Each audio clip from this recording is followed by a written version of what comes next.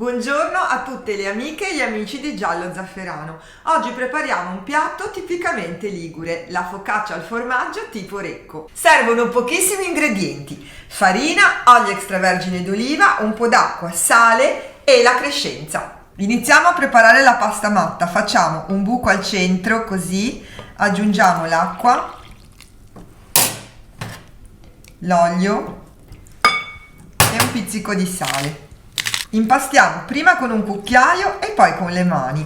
Questa pasta deve rimanere molto elastica, per cui ho utilizzato una farina piuttosto forte, tipo la Manitoba, o comunque con una forza superiore a W 320.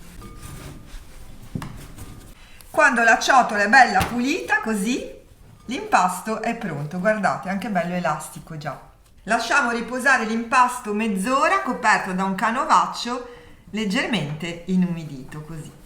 Dopo mezz'ora possiamo riprendere la nostra pasta matta e tagliarla a metà.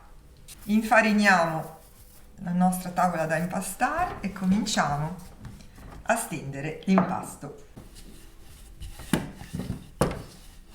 Ci aiutiamo anche con le mani, con le nocche, così.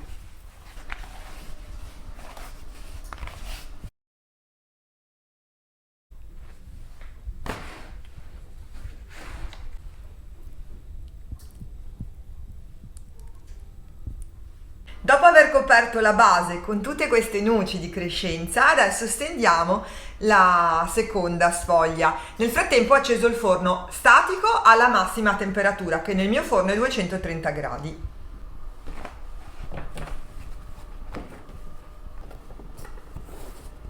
Adesso, per rifinire bene i bordi, utilizzeremo il mattarello. Guardate come. E adesso ancora due trucchetti: i taglietti e l'emulsione. Guardate come. Emulsiono l'acqua con l'olio e ungo la nostra focaccia. La nostra focaccia cuoce in forno statico altissimo, almeno 230 gradi, per 20-25 minuti. I primi 10 nella parte bassa e gli ultimi 10-15 nella parte alta.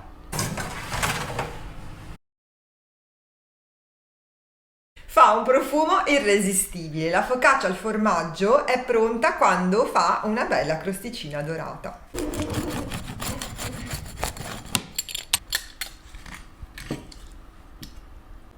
Una variante molto cara a mio figlio è quella di aggiungerci un po' di pesto, un piatto totalmente ligure.